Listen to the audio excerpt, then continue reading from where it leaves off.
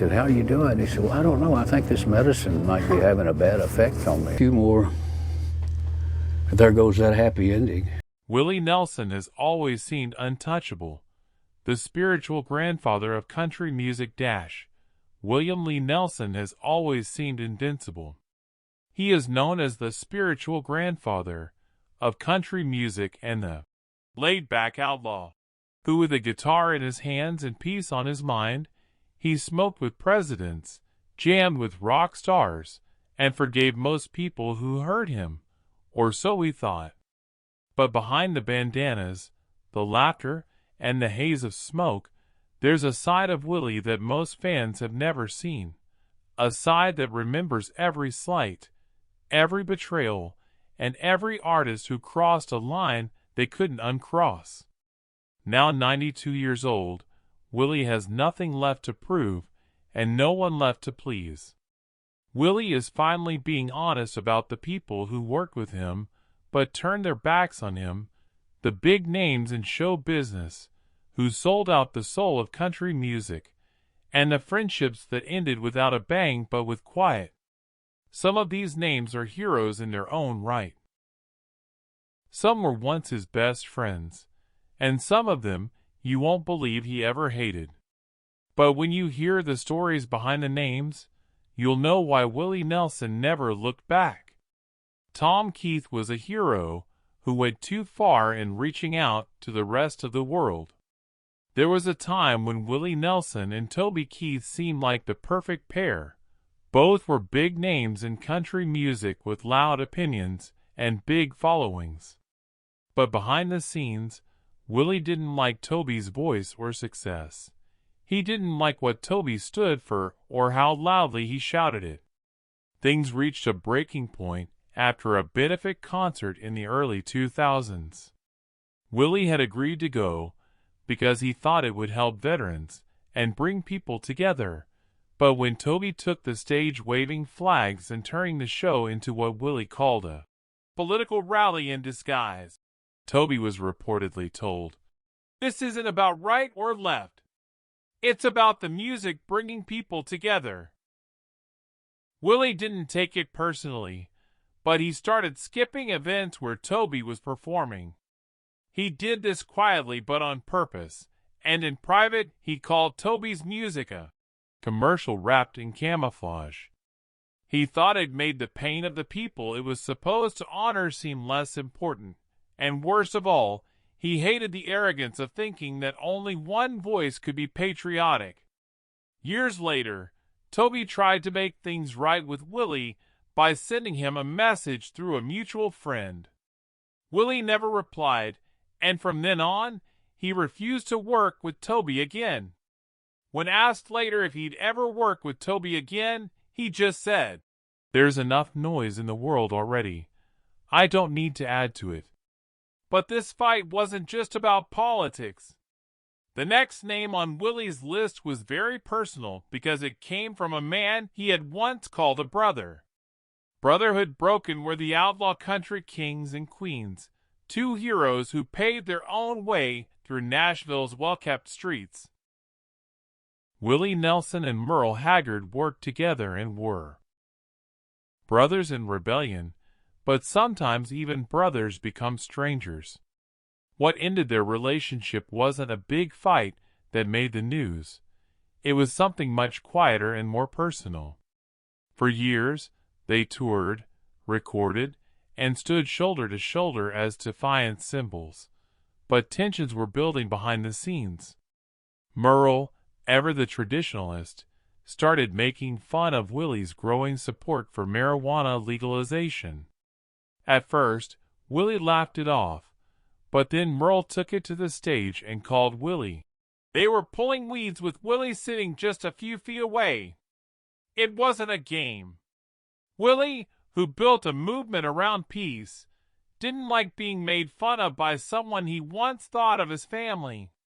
The last straw came when Merle casually said that Willie was more of a mascot now than a musician in a radio interview in the late 2000s. Willie never responded publicly, but people close to him say that he quietly cut all ties. canceling a planned joint album, and taking Merle's name off of future festival invites. To Willie, loyalty meant everything, and once Merle crossed that unspoken line, there was no going back. But the next feud wasn't based in history. It was a modern disaster with a rock star who caused way too much chaos in Willie's world and left nothing but smoke behind. Kid Rock too wild for Willie. Willie Nelson's lived through bar brawls, backstage madness, and decades of touring, but even he wasn't prepared for the whirlwind that was Kid Rock. At first it seemed like a bold crossover, the redneck rocker teaming up with the outlaw legend, but what started as an unexpected pairing quickly unraveled into one of Willie's most regrettable collaborations. They met during a charity event in Nashville where Kid Rock pitched an idea for a Southern Rebellion anthem, something gritty, loud, and genre-bending. Willie, always open to experimentation, agreed to a studio session, but once inside, he was met with what he later described as noise and ego. Kid Rock showed up late, blasted music over Willie's vocals, and treated the session like a frat party instead of a creative space. Willie tried to bring it back to the music, suggesting changes and tone shifts. Kid laughed him off, saying, "Just let it be raw, man." But to Willie, raw didn't mean disrespectful, it meant real. And what he saw in that studio wasn't real at all. It was performance. It was chaos. By the end of the day, Willie walked out without saying a word. The track was shelved. When asked about the session months later, he simply said, "Some fires are better left unlit." As if that wasn't bad enough, the next name would surprise him because it came from someone who had once called him brother. It would be from Juan Jennings, the outlaw falling out. Willie and Juan were more than bandmates. They were a movement that changed the rules and turned Nashville on its head. But even revolutions have cracks, and for Willie, nothing hurt more than seeing his relationship with Juan slowly break down under the weight of pride, pressure, and power. At first, it was creative tension. Juan liked order, while Willie liked chaos in the studio. Juan would get frustrated with Willie's laid-back style, missing takes, improvising lyrics, refusing to rehearse, and saying things like, "You're too stoned to play straight." Juan once yelled at Willie during a recording session. Willie laughed it off, but Juan didn't forget it. As their fame grew, so did the rift. Juan thought Willie was getting too far into his own world, working with other artists, getting involved with activism, and worst of all, stealing the show. Friends say Juan accused Willie of giving up their outlaw roots to become a brand and a symbol. During a joint interview, Willie was jokingly called a hippie in cowboy boots who forgot where he came from. Willie smiled, but his eyes didn't. After that, the two men who used to trust each other with everything drifted apart. There was no fight, no statement, just a long, uncomfortable silence. But Willie's next fight wasn't built on silence. It was started by Glitter Glam and a pop country star who made Willie wonder if country music still had a soul. Sharon Twain had too much shine and not enough soul. To Willie Nelson, Shania Twain was the personification of that change the most. She wasn't just breaking records, she was breaking tradition, and he couldn't stand it. At first, he admired her talent. There's no doubting she could sing. But as her fame grew, he started to notice something he didn't like. The sparkle, the choreography, the radio-ready hits, he once said. It felt more like Vegas than Nashville. At an awards show, where they were sitting just a few rows apart, things got heated. Shania won Entertainer of the Year, and Willie politely clapped. But later, he told a close friend, "Entertainer maybe, but that ain't country." He thought her music was too polished and lacking in any grit. That night, Shania smiled and extended her hand. Willie nodded but never stopped walking. That cold moment was short, as it was said, everything. He never criticized her in interviews, but he also never mentioned her again. While that feud started out of disappointment, the next one was based on pure heartbreak, as a careless comment broke their friendship. Kris Kristofferson, the words that never healed. Willie Nelson trusted Kris Kristofferson with his truth.